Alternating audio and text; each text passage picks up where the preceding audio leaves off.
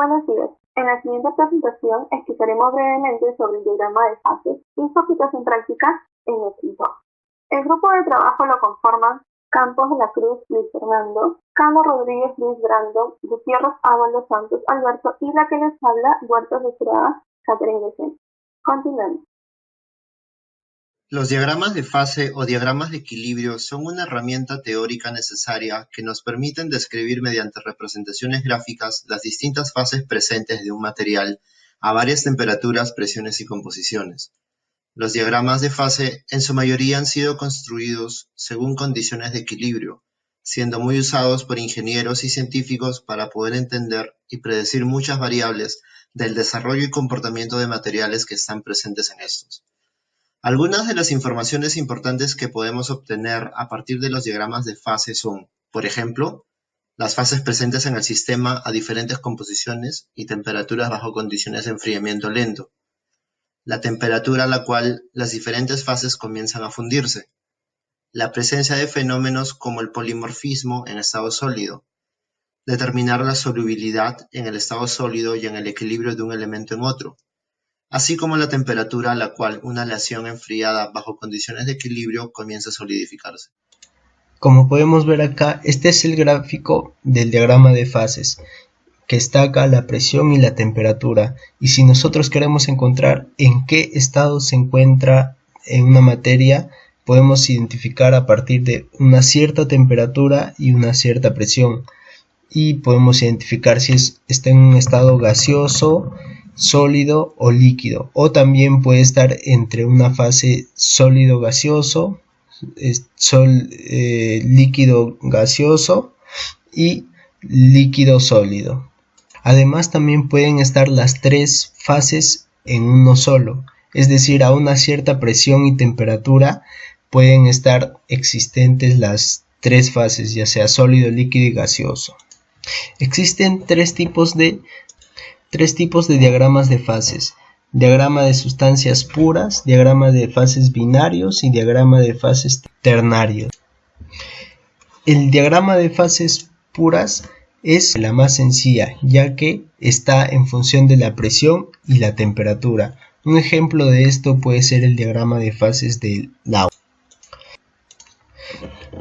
Si sometemos el agua a una temperatura de 50 grados y a una presión de 0,06 atmósferas, entonces podemos decir que estamos en el estado de vapor, ya que a 0,06 atmósferas trazamos una línea y a 50 grados otra línea, y en la que coinciden es el punto en el estado en el que está la materia, y en este caso estaría en vapor. Buenos días, mi nombre es Luis Cano Rodríguez y en esta oportunidad daré una definición del diagrama de fases, diagrama binario.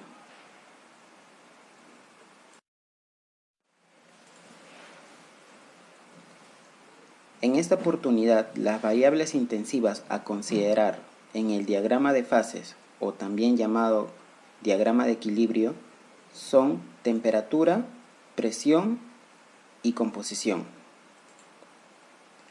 Un ejemplo práctico para poder entender el tema es cuando tenemos un sistema binario de dos componentes, A y B. Hay un solo grado de libertad por composición. Así, por ejemplo, si el 70% de un material está formado por el componente B, entonces necesariamente el resto, el cual es un 30%, está conformado por el componente A. Una nota muy importante para agregar a este sistema es por la regla de fases de Gibbs. Se puede demostrar que un diagrama de equilibrio binario, temperatura versus composición, solamente hay dos tipos de campos o superficies, los cuales son monofásicos y bifásicos.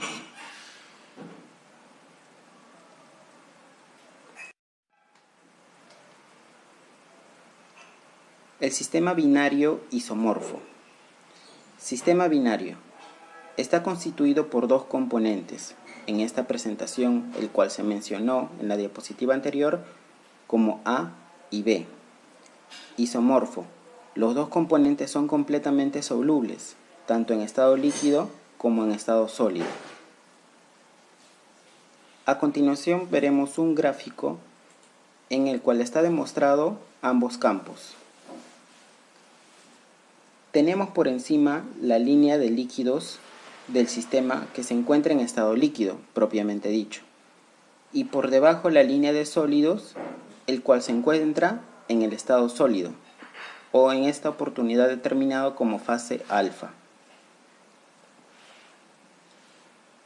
Cabe indicar de que entre ambas líneas coexisten las dos fases, L y alfa. Los puntos de corte de las líneas con los ejes de temperatura.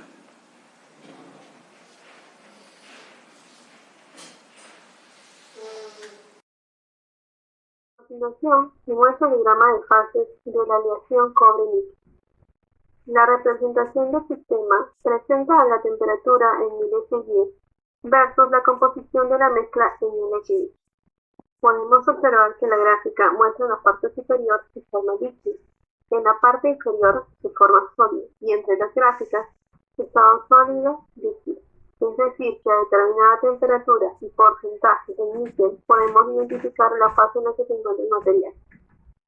Para un 30% de níquel a 1300 grados, podemos verificar que se encuentra en estado líquido, mientras que al 70% de níquel con 1200 grados Celsius se encontrará en su forma sólida.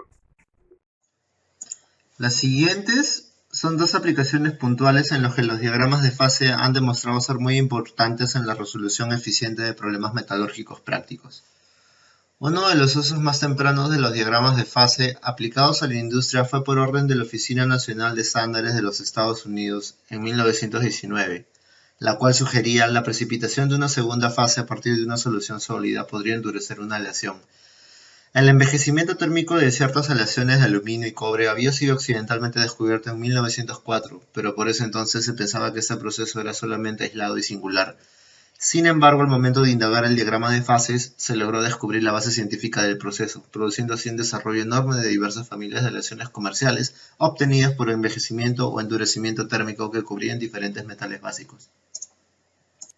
Otra aplicación es sobre un problema que presentan los imanes permanentes basados en neodimio, los cuales presentan una alta magnetización y coercitividad a temperatura ambiente, pero presentan propiedades desfavorables cuando se les somete a temperaturas altas. Debido a que las propiedades de dureza de los imanes están limitadas por la nucleación de dominios magnéticos divididos, la superficie y las interfaces de los granos en el material sinterizado y tratado con calor son el factor que controlan todo el proceso. Por lo tanto, se puso bajo estudios todos los efectos de los aditivos de aleación en los diagramas de fase y el desarrollo microestructural del sistema de aleación del neodimio más sus aditivos.